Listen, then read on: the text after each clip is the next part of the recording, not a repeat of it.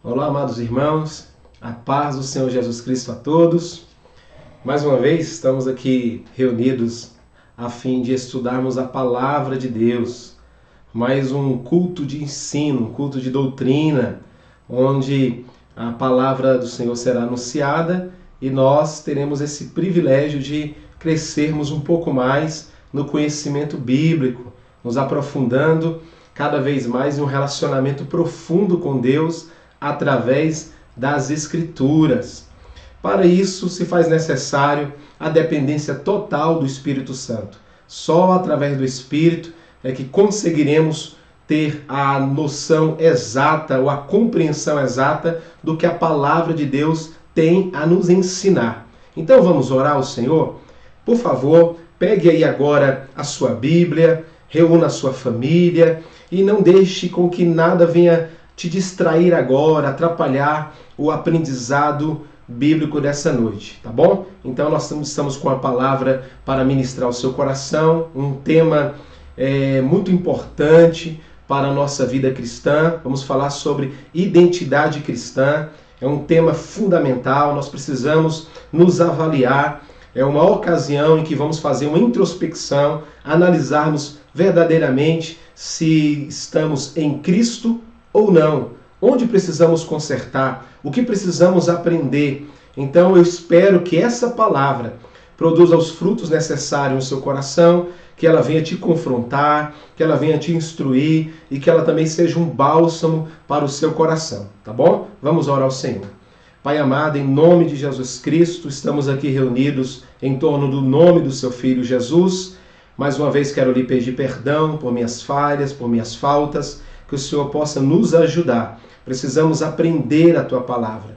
Precisamos compreender aquilo que nós vamos estudar. Ó Deus, esse tema ele é muito importante, que podemos dar a devida atenção, Senhor, e o devido valor às Escrituras Sagradas. Que o Seu Espírito Santo abra o nosso entendimento, desfaz espiritualmente todas as barreiras, venha produzir os frutos necessários no coração dos Teus servos, Pai, no seio da Sua igreja. Abençoa de uma forma especial, assim te peço e te agradeço em nome de Jesus. Amém. Glória a Deus. Então nós vamos estudar sobre identidade cristã. Vamos falar sobre identidade cristã. Quando nós falamos de identidade, podemos aplicar essa questão da vida física, né? Da vida material, aplicando a questão do estudo dessa noite. De que forma?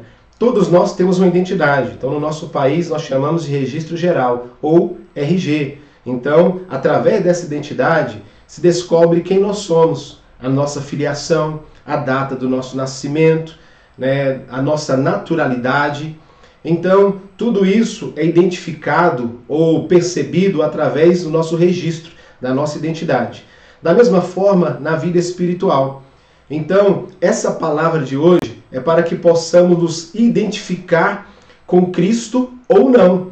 Que possamos entender se a nossa vida verdadeiramente ela está em Cristo, se estamos externando ou evidenciando esse relacionamento pessoal com o nosso Salvador. Então, quem nós somos em Cristo? Nós somos pessoas religiosas, portadores de um livro sagrado, somos pessoas mais formalistas, somos mais despojados. Então é isso que nos identifica com Cristo? Isso é a identidade cristã? Então vamos analisar à luz da Bíblia Sagrada. Primeiro, vamos para o texto que nós queremos utilizar para fundamentar o nosso estudo nessa noite. É a carta de Paulo aos Colossenses, capítulo 3. Nós vamos ler do versículo 1 até o versículo de número 4. Por favor, nos acompanhe, pegue a sua Bíblia aí, juntamente com a sua família, e vamos folhear o livro sagrado. Colossenses, capítulo 3, vamos ler do versículo 1 até o versículo de número 4. Diz assim a palavra de Deus.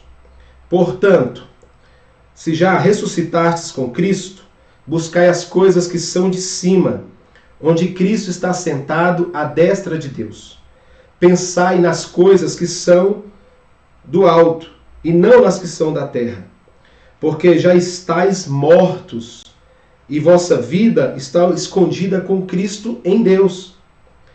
Quando Cristo, que é a nossa vida, se manifestar, então também vós vos manifestareis com ele em glória. Tá bom? Só até o versículo de número 4.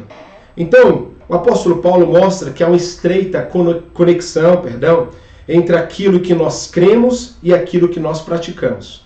Então não há uma lacuna, uma separação, uma discrepância entre aquilo que nós professamos e aquilo que nós praticamos. Então nós vamos ver algumas características da identidade cristã, ou da identidade em Cristo, né? Do servo de Deus em Cristo. Paulo ele vai elencar aqui algumas evidências ou características de alguém que está em Cristo, de alguém que está se relacionando com Cristo a cada dia, crescendo nesse relacionamento. Então isso vai ficar notório, vai ficar evidente essas características ou evidências. E da mesma forma, aqueles que não estão se relacionando com Cristo, também fica evidente, tá bom? Então vamos lá. Primeira evidência da nossa identidade em Cristo, aquilo que nos caracteriza enquanto cristãos, aquilo que demonstra que verdadeiramente nós temos um relacionamento pessoal com Cristo. Primeira característica, o apóstolo Paulo, ele menciona nos versículos 1 e 2, essa primeira característica. Ele fala sobre a aspiração por Cristo e pelas coisas do alto. Então a primeira característica da nossa identidade em Cristo é o nosso desejo pelas coisas celestiais e por Cristo, o nosso anseio cada vez maior por um relacionamento mais estreito. Ele fala no versículo 1 e 2. Vamos reler? Diz assim: se já ressuscitastes com Cristo, buscai as coisas que são de cima, as coisas que são do alto, onde Cristo está sentado à destra de Deus. E no segundo versículo, ele diz: pensai nas coisas que são do alto. Primeiro ele fala sobre a busca e depois ele fala sobre a ocupação da nossa mente com as coisas do alto. Então, dentro desse tópico, sobre o nosso desejo, a primeira característica é o nosso desejo pelas coisas do alto e por Cristo. Dentro desse tópico, eu quero dividi-lo em duas divisões. Primeiro, as pessoas convertidas buscam mais as glórias de Cristo do que as glórias do mundo. E segundo, as pessoas convertidas a Cristo, que se identificam com Ele, pensam mais nas coisas do alto do que nas da terra. Então, primeiro, a busca pelas coisas celestiais. Esse verbo grego aqui que Paulo utiliza sobre buscar as coisas do alto está no presente. E o que isso quer dizer? Isso demanda uma atividade contínua e habitual. Ou seja, não é uma experiência do passado, uma velha experiência, uma única experiência e pronto. Não. Fala-nos a respeito de uma atividade contínua e habitual. Então, constantemente, eu estou buscando as coisas do alto. Essa busca, ela já se tornou um hábito na minha vida. Eu devo, a cada dia, me aprofundar mais nessa busca. Então, isso aqui evidencia ao nosso anelo, o nosso desejo pelas coisas do alto e as coisas de Cristo. Então, não é um buscar também para encontrar. Eu busquei e encontrei. Não, é um buscar para possuir, para se apropriar. E uma referência bíblica que se encaixa perfeitamente aqui é aquele texto muito conhecido de Mateus, capítulo 6, versículo 33, onde Jesus nos ensinou: mas buscai em primeiro lugar o reino de Deus e a sua justiça, e todas estas coisas vos serão acrescentadas. Então a busca ali não é apenas a busca para encontrar, é a busca para se apropriar, para tomar posse, né? Para possuir. E a segunda divisão, quando ele fala sobre pensar nas coisas que são do alto.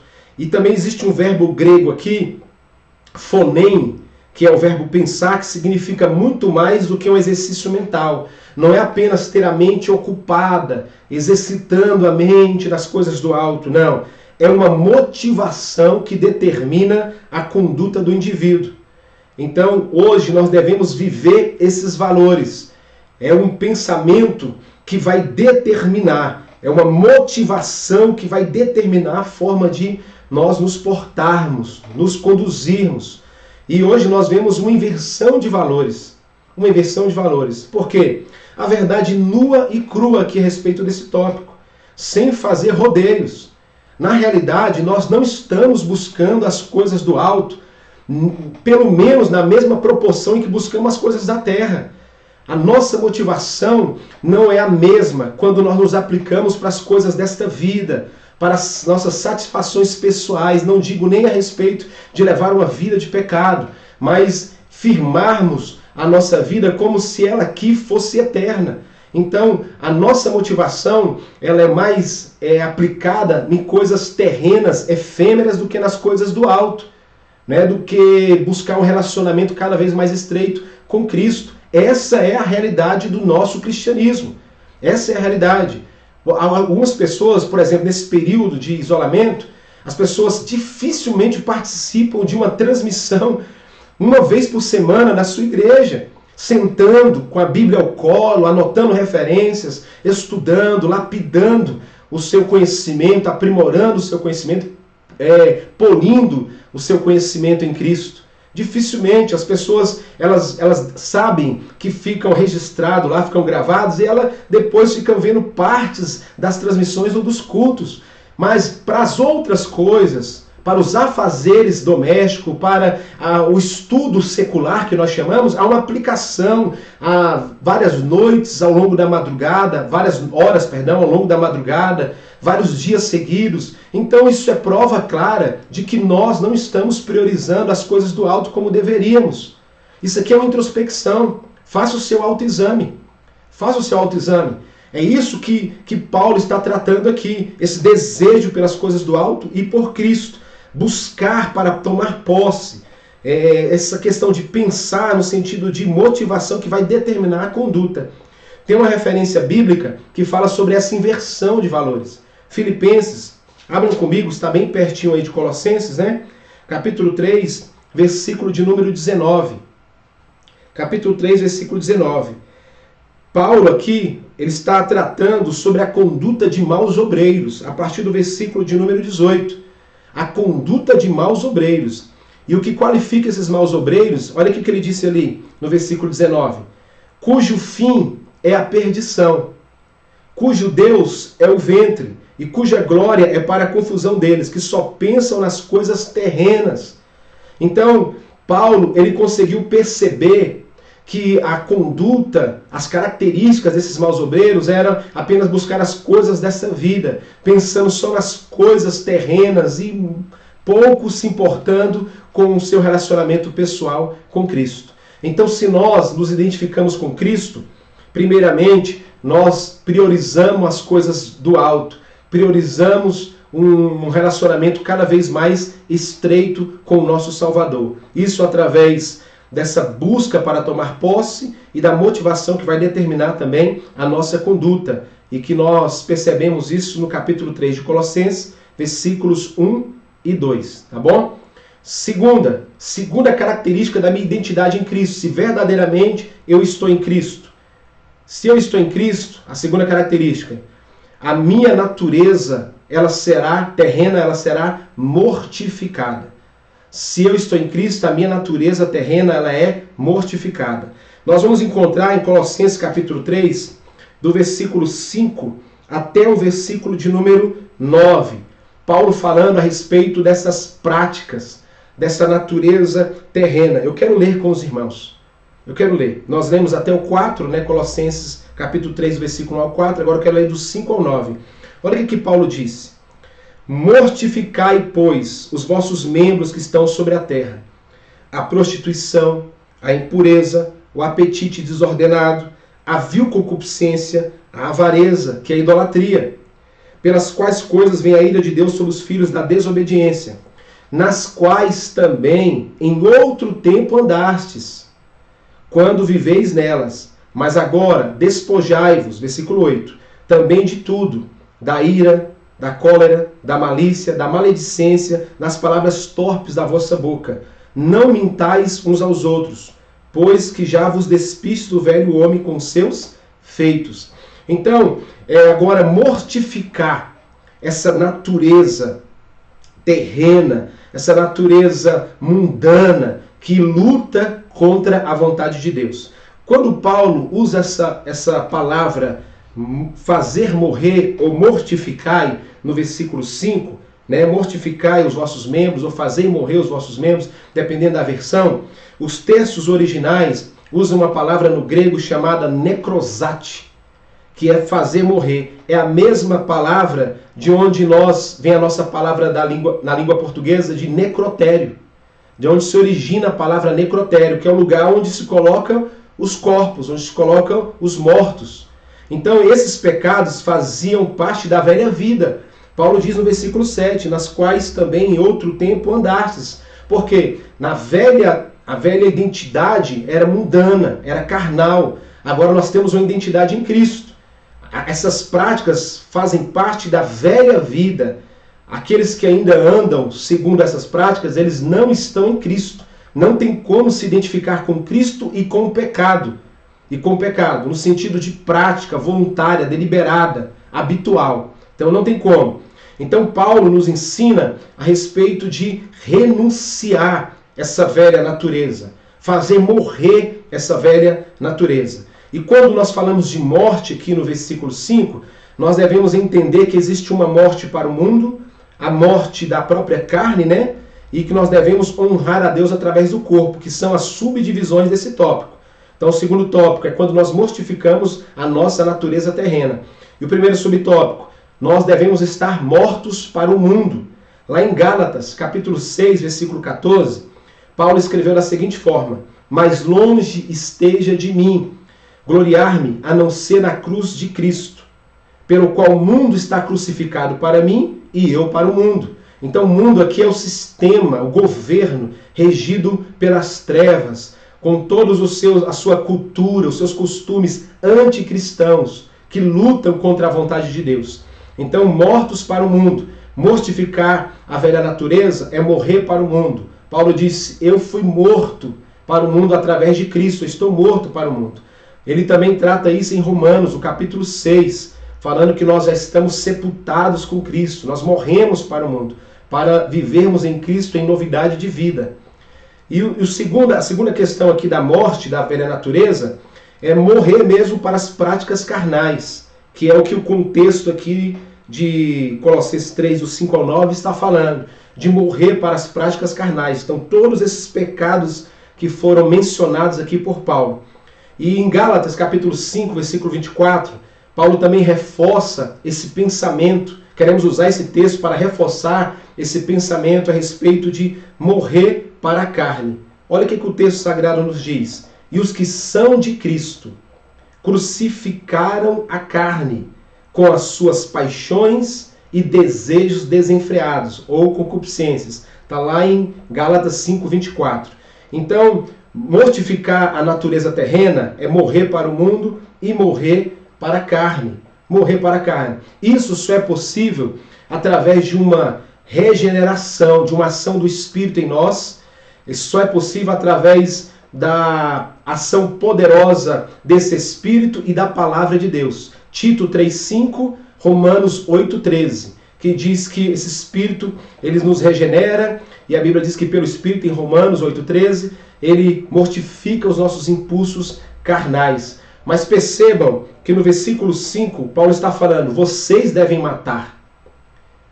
A responsabilidade é de vocês. Então é se apropriando dessa ação do Espírito em nós, abrindo o coração. É abrindo o coração, é fazendo a nossa parte através da renúncia, da dedicação, se aplicando. Lembra do tópico anterior que nós falamos a respeito de tomarmos posse, nos apropriarmos desse reino? Então é dessa forma. Então nós devemos fazer morrer. Nós devemos não alimentar mais, subjugar as inclinações carnais. Através da graça do Senhor, nós conseguiremos com toda certeza. Paulo ele utiliza o verbo em Gálatas 5,24, que nós mencionamos aqui, sobre mortos para a carne. Ele usa o verbo no passado. Os que são de Cristo crucificaram. crucificaram a carne. Aqueles que se relacionaram com Cristo, que se identificam com Cristo, já mortificaram a carne. E essa mortificação, ela continua, ela é duradoura, ela é diária, mas eles já fizeram isso aí. Então eles continuam mortos para o pecado, eles continuam mortos para o mundo, eles continuam mortos para a carne. E dentro desse tópico ainda, eu gostaria de usar duas referências dentro desse segundo tópico sobre matarmos a nossa natureza terrena, para falarmos sobre honrar a Deus através do corpo. Estamos falando sobre matar a carne, mortificar a carne, renunciar às inclinações da carne. E agora nós vamos falar sobre honrar a Deus através do corpo. Primeira referência bíblica, 1 Coríntios capítulo 6, versículo 20. E a outra referência é na segunda carta de Paulo aos Coríntios também, no capítulo 4, versículo 10. Tá bom? Já tenho anotado aqui no meu esboço as duas referências, mas se você quiser anotar aí ou acompanhar, 1 Coríntios 6, 20 e a segunda referência, 2 Coríntios 4, 10. Nós devemos honrar a Deus através do corpo. 1 Coríntios 6, 20 diz: porque fostes comprados por bom preço, glorificai, pois, a Deus no vosso corpo e no vosso espírito, pois quais pertencem a Deus. Então nós temos um dono, gosto de usar essa expressão, nós temos um dono, no espírito, nosso corpo pertencem a Deus. E 2 Coríntios 4,10 diz assim: trazendo sempre, por toda parte, a mortificação do Senhor no nosso corpo, para que a vida de Jesus se manifeste também em nossos corpos. 2 Coríntios 4,10. Então podemos honrar a Deus mortificando diariamente os impulsos carnais, dizendo não, andando no Espírito e honrando a Deus por intermédio do corpo. Honrar em todos os sentidos. Honrar no cuidado, a higiene do corpo, tendo os devidos cuidados físicos, principalmente nesse período agora de pandemia, em que nós precisamos ter a nossa imunidade em alta. Nós devemos ter esse cuidado, nos alimentando, praticando exercícios, dormindo bem. E precisamos também honrar a Deus através da nossa vestimenta, honrar ao Senhor, nos identificar como servo de Deus. Existe uma veste, uma roupa, pastor, para cristãos? Sim, é bíblico. Qual é a roupa do cristão? É a roupa que dignifica, que demonstra decência, pudor. Está lá em 1 Timóteo capítulo 2, versículo 9. Esse deve ser o vestuário cristão. E não expor o corpo, porque o nosso corpo pertence a Deus. Não agir com lascívia, transmitindo sensualidade para atrair o sexo oposto. Isso é pecado. Então nós devemos honrar a Deus também através do corpo.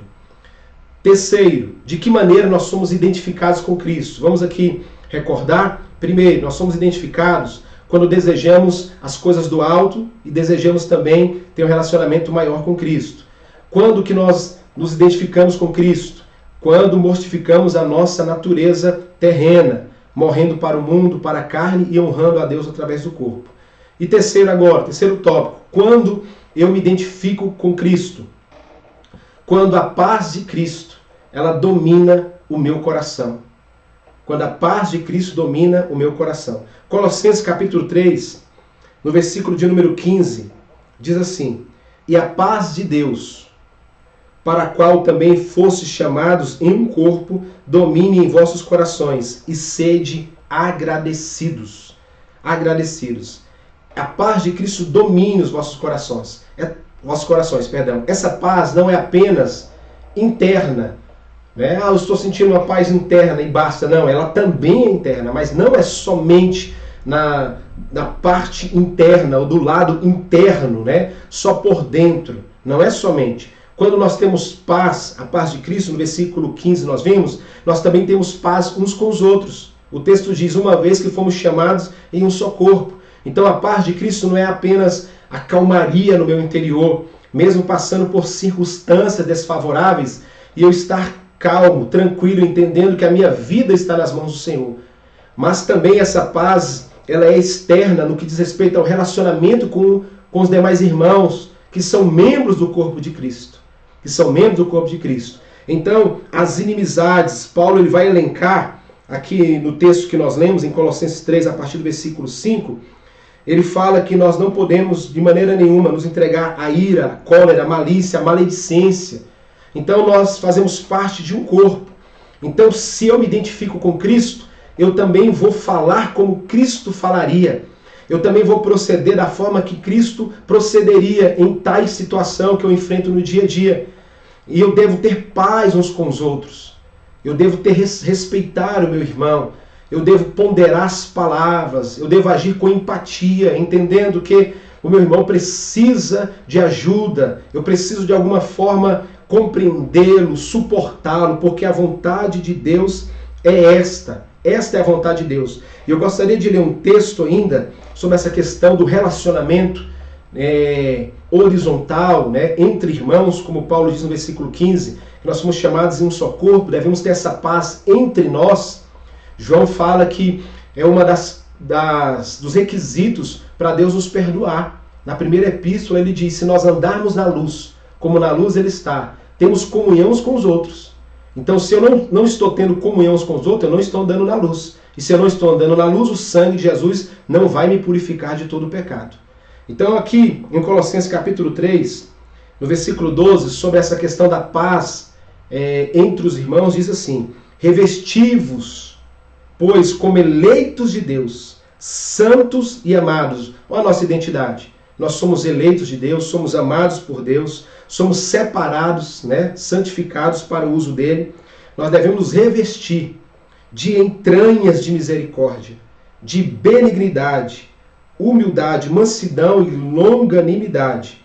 Versículo 13. Suportando-vos uns aos outros e perdoando-vos uns aos outros, se algum tiver motivo de queixa contra o outro. Assim como Cristo vos perdoou, assim fazei vós também. Então, entranhas de misericórdia não é algo superficial. Então, se estamos em Cristo, se nos identificamos com o Senhor, se somos cristãos, nós temos paz com o corpo de Cristo. Temos paz com os demais membros do corpo de Cristo. E ainda no versículo 15, ele fala a respeito de que quando nós temos paz no coração, temos gratidão nos lábios. Está no versículo 15, dizendo que, assim, e sede agradecidos, a última parte do versículo.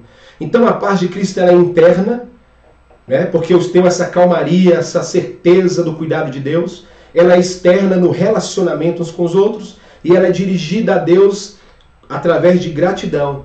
Então, se tem paz no coração, temos gratidão nos lábios, sede agradecidos. Então tem pessoas inquietas, pessoas que não conseguem ter paz, murmuram, reclamam de tudo. Aquela pessoa que está em Cristo, que verdadeiramente se identifica com Ele, que a paz de Cristo domina o coração dela, ela está constantemente agradecendo a Deus por tudo. Agradecendo a Deus pelo que tem, pelo que possui, pelo que é, pelo que Deus tem feito. Então é agradecimento e não o contrário disso, murmuração ou reclamação.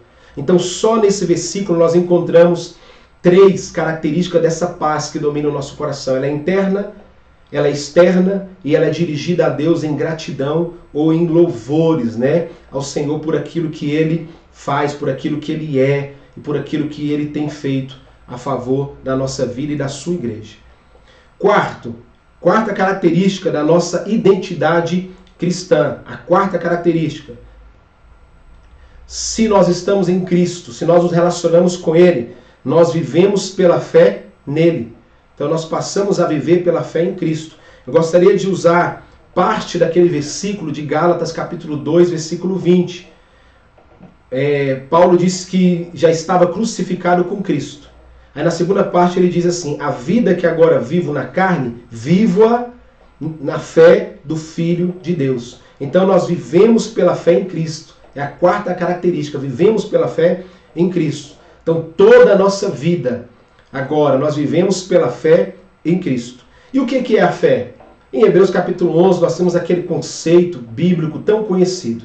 Então a Bíblia diz que a fé, lá em Hebreus 11, é fundamento, ela é base, é um firme fundamento. A fé ela está apoiada na palavra. É a fé na palavra, é a fé em tudo que está escrito.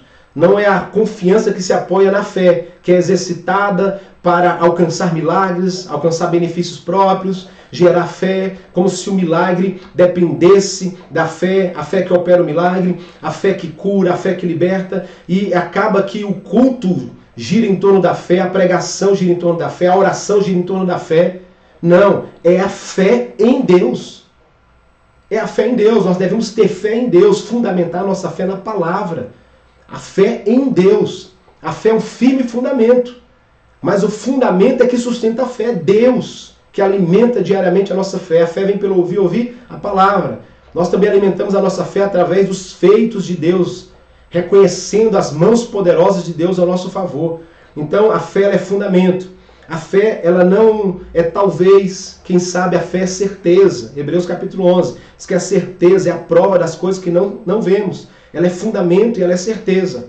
Então, isso é viver pela fé, é ter como base a palavra, fundamentar-se na palavra e acreditar piamente que em tudo que está escrito, foi escrito para o nosso ensino e instrução.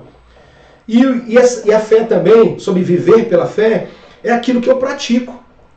A fé não é algo abstrato e fica só no campo das ideias, não. É prática. A fé é prática. Tiago disse, assim também a fé. Se não tiver obras, é morta em si mesma. Tiago 2,17.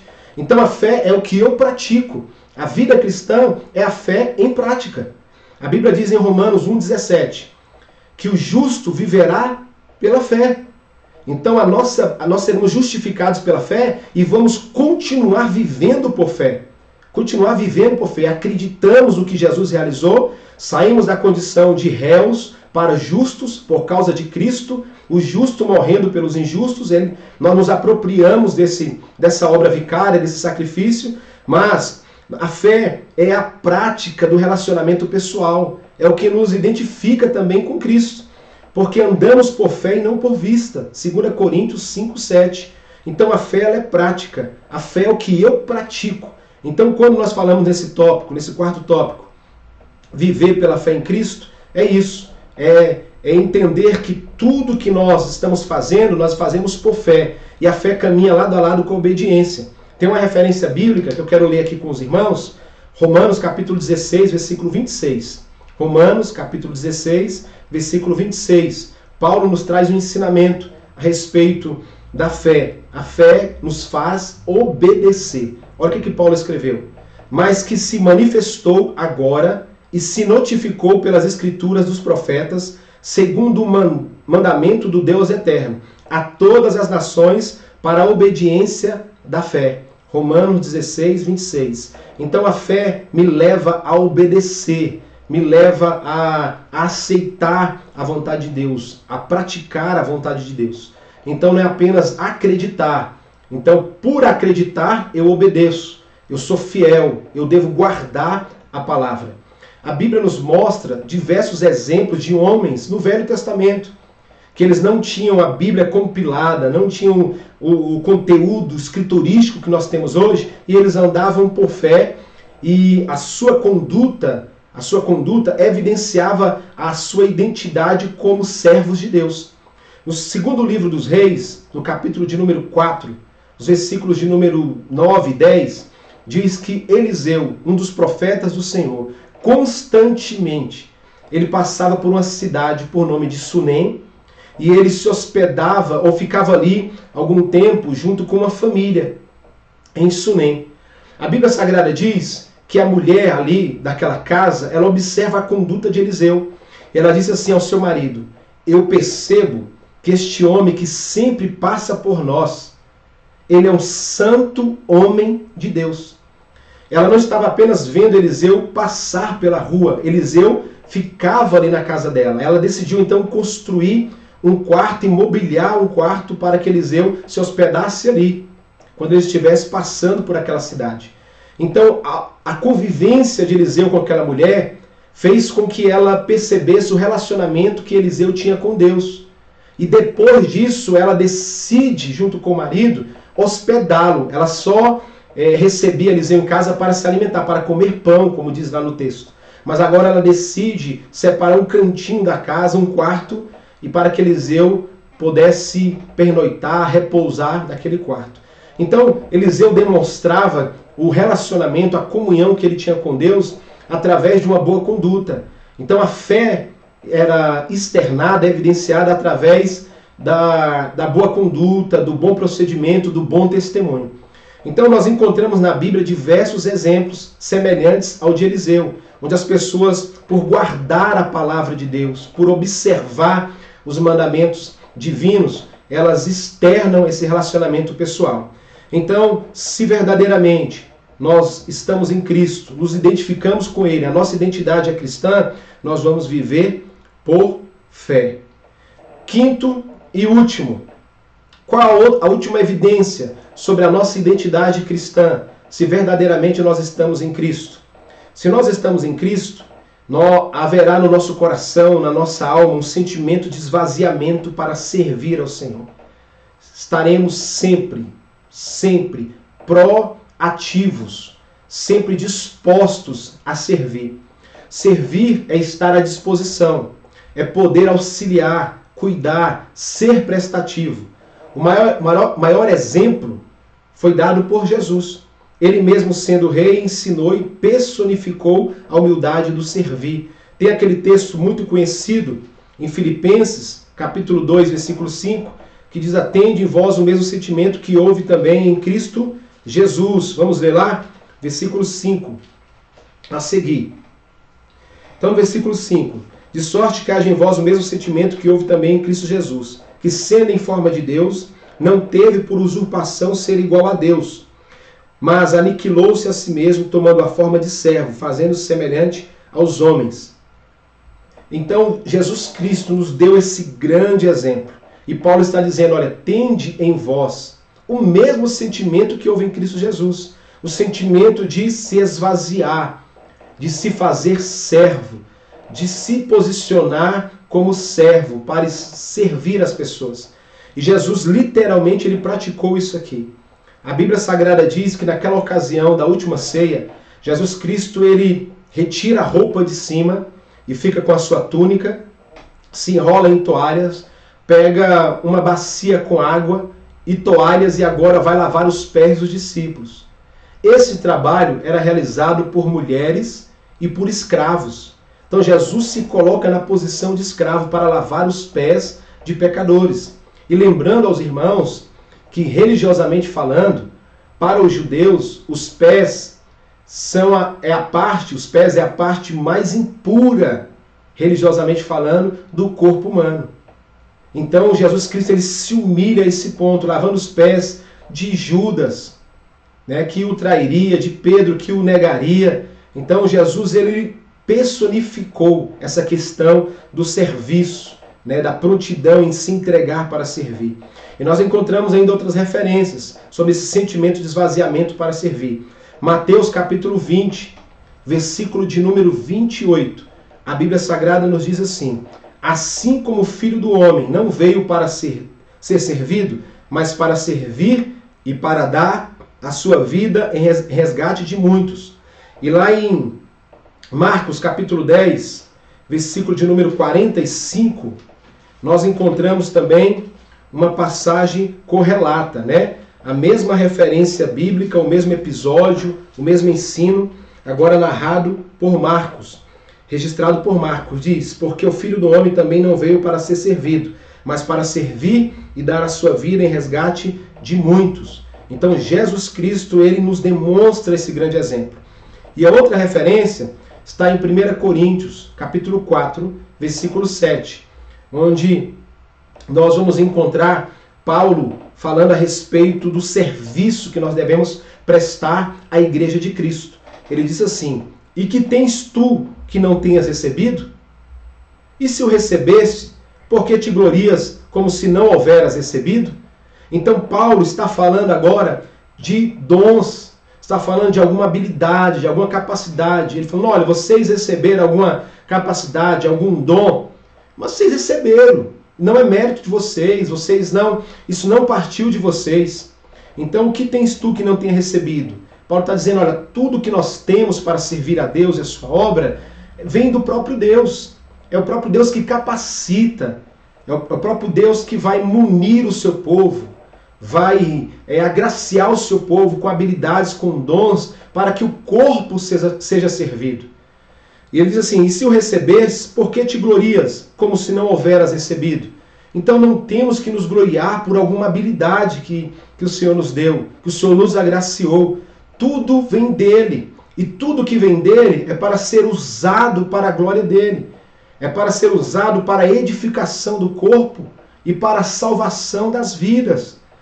Então é impossível, eu estou sendo aqui bem absoluto no que eu estou falando, é impossível você servir a Deus sem servir a igreja, sem servir o próximo. Tudo que nós recebemos é para ser usado para a edificação da igreja, para o bem-estar da igreja.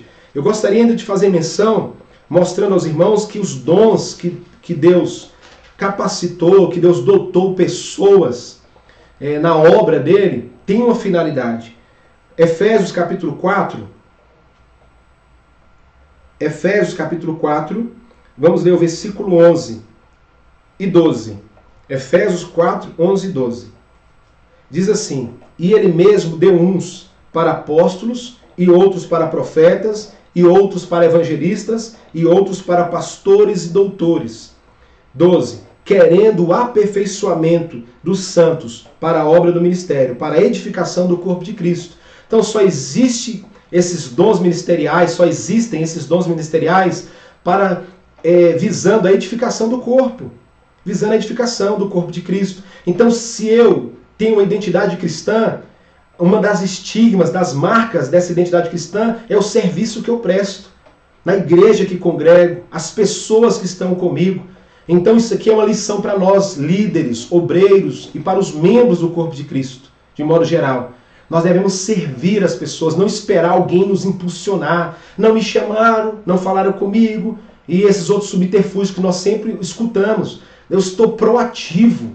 A minha marca, minha identidade em Cristo me caracteriza como servo. Eu vou servir, eu quero ajudar, faço parte de um departamento, mas me preocupo com os demais. Como eu posso ser útil aos demais líderes? Como eu posso ajudar, estender as mãos para, de alguma forma, ser usado ali para a edificação, para o crescimento, para o encorajamento, para o fortalecimento do trabalho. Então, nós somos servos. Eu disse alguns dias atrás, em outras transmissões, que não adianta conhecimento teológico, não adianta ler livros, se gabar porque leu muitos livros, porque tem um conhecimento abastado, porque conhece muito, e não colocar isso em prática. Do que adianta esse conhecimento se a motivação não for o amor em usar esse conhecimento, se a motivação não for para servir o corpo de Cristo? Então é melhor conhecer pouco e praticar. Sair da parte da teoria. Sair da parte da teoria e irmos para a prática. Servir. E servir não é apontar onde está errado, o que precisa melhorar. Servir é ser a solução, é levar a solução, é se prontificar e não ficar escolhendo trabalhos dentro da igreja onde eu vou fazer, onde eu não quero fazer, se esquivando. Nós temos que servir, arregaçar as mangas da camisa, mergulharmos mesmo. A obra necessita de pessoas para servir. A identidade cristã, o que nos qualifica também como cristãos, é o serviço que nós prestamos para o reino de Deus. Para o reino de Deus. Então vamos aqui fazer uma recapitulação do que nós estudamos hoje. Então nós falamos sobre a identidade cristã, que é uma estreita conexão entre aquilo que cremos e aquilo que praticamos. E o primeiro tópico nós falamos a respeito que devemos ter desejo das coisas do céu e desejo por Cristo. Então, naturalmente, para aquelas pessoas, ou na vida daquelas pessoas que estão em Cristo, naturalmente haverá um desejo imenso por Deus e pelas coisas do alto. Haverá um desejo imenso. Por quê? Porque nós vamos buscar e se apropriar daquilo que é o reino de Deus. Nós vamos buscar e se apropriar. Não apenas buscar por buscar, mas tomar posse. Né? E essa busca, ela é contínua e habitual. E também nós vamos pensar nas coisas do alto, que é a motivação que vai determinar a nossa conduta. Né? A conduta do cristão enquanto indivíduo. Individualmente, essa motivação vai determinar. Ele não vai ser influenciado, porque o outro não quer, o que determina é essa entrega, é essa busca, é ocupar a mente, né? Ter essa motivação aí determinante. Segundo, falamos sobre mortificar a natureza terrena e dividimos em morrer para o mundo, morrermos para o mundo, morrermos para a carne e que devemos honrar a Deus através do corpo. Terceiro, a paz de Cristo domina o nosso coração. Essa paz, ela é interior, produz em nós essa convicção interior de que tudo está no controle de Deus. Ela é exterior no relacionamento uns com os outros e ela também é dirigida a Deus em agradecimento. Colossenses 3,15, sede agradecidos. E no quarto nós vimos que devemos viver pela fé em Cristo. A nossa identidade cristã nos leva ou nos evidencia para o mundo e para a igreja do Senhor, né? Ou seja, a todos, a fé que nós temos em Cristo. Uma fé fundamentada na palavra, uma convicção inabalável, e essa fé ela é prática. O justo vive pela fé, nós andamos pela fé. A fé, se não tiver obras, ela é morta. E nós vimos em Romanos 16, 26, que a fé ela caminha juntamente com a obediência. E por último, falamos sobre o sentimento de esvaziamento para servirmos ao Senhor, usando como exemplo o nosso referencial, o padrão de esvaziamento, né, e de serviço prestado, que é Jesus Cristo, onde ele veio ao mundo para servir e não ser servido, e dar a sua vida em resgate de muitos. E Paulo nos ensinando em 1 Coríntios 4, 7, em Efésios capítulo 4, versículo 11 e 12, a necessidade de nós usarmos nossos talentos, aptidões, dons na obra de Deus. Prestamos serviço ao reino de Deus e à sua obra, né? A igreja de Cristo, a humanidade de modo geral, para que aqueles que não estão em Cristo possam se encontrar com o Senhor. Então, isso nos identifica enquanto servos de Deus. É essa a sua identidade? É essa a minha identidade? Eu sou um servo de Deus, servo de todos? Eu estou vivendo por fé? A paz de Cristo ela domina o meu coração, eu tenho um passo com o próximo, constantemente existem louvores procedendo do meu lábio, dos meus lábios. Eu estou morto para o mundo, estou morto para a carne, eu estou honrando a Deus por intermédio do corpo.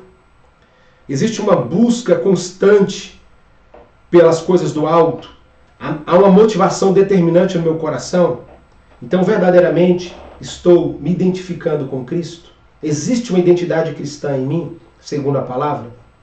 Então são essas perguntas que nós devemos responder a nós mesmos, no nosso interior. E agora, em oração, vamos falar com Deus. Se você percebeu que está em falta em algum ponto, é o momento de você se consertar com o Senhor, de você se voltar para Deus, de você pedir perdão e passar a praticar. Porque nós precisamos ser reconhecidos como servos de Cristo. Servos de Cristo. Vamos orar ao Senhor? Vamos pedir para que Ele possa nos perdoar, nos dar graça, nos capacitar, para que venhamos honrar o nome dEle através da nossa conduta. Senhor Deus Pai Todo-Poderoso, nós acabamos de estudar a Tua poderosa palavra, meu Deus, e nós percebemos o quanto estamos em falta, o quanto nós precisamos melhorar a nossa conduta. Perdoa os nossos pecados, perdoa as nossas falhas, Senhor. Nós estamos na total dependência da Tua palavra, do Teu Espírito, do poder do Teu nome. Molda o nosso caráter, muda o nosso interior, muda a nossa vida, Senhor. Nós precisamos externar para o mundo, Senhor, o relacionamento que temos contigo. Precisamos ser identificados com Cristo. Ó Deus, ajuda-nos em tudo, Pai. Precisamos romper com todo esse mundanismo, com todas essas práticas de pecado, na omissão, pecados voluntários, pecados em qual as pessoas já estão escravizadas, porque estão praticando constantemente. Deus nos ajude, Pai amado, a caminhar na vereda da justiça, a trilharmos, meu Deus amado, o caminho santo, a vivermos para a sua glória. Meu Pai, abençoa o seu povo, abençoa as nossas vidas, abençoa as famílias, para que todos possam ser caracterizados e identificados com Cristo, Coloque as tuas mãos poderosas, meu Deus, e esteja capacitando e agraciando a todos os nossos irmãos. Pedimos a sua bênção, te louvamos por esse ensino bíblico, por essa oportunidade tão especial, pelo seu cuidado e pela sua bondade, em nome do nosso Senhor e Salvador Jesus. Amém.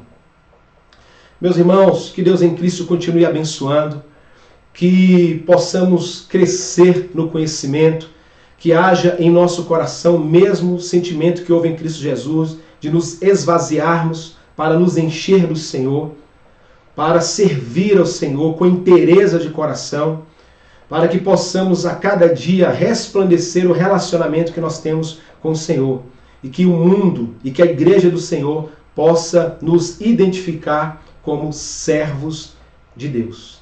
Servo de Deus. Então, que Deus te abençoe a sua casa. Não deixe de se inscrever no nosso canal. Divulga aí para os seus amigos, familiares, também para que eles possam se inscrever no nosso canal, curtir os vídeos, fazer comentários, tá bom?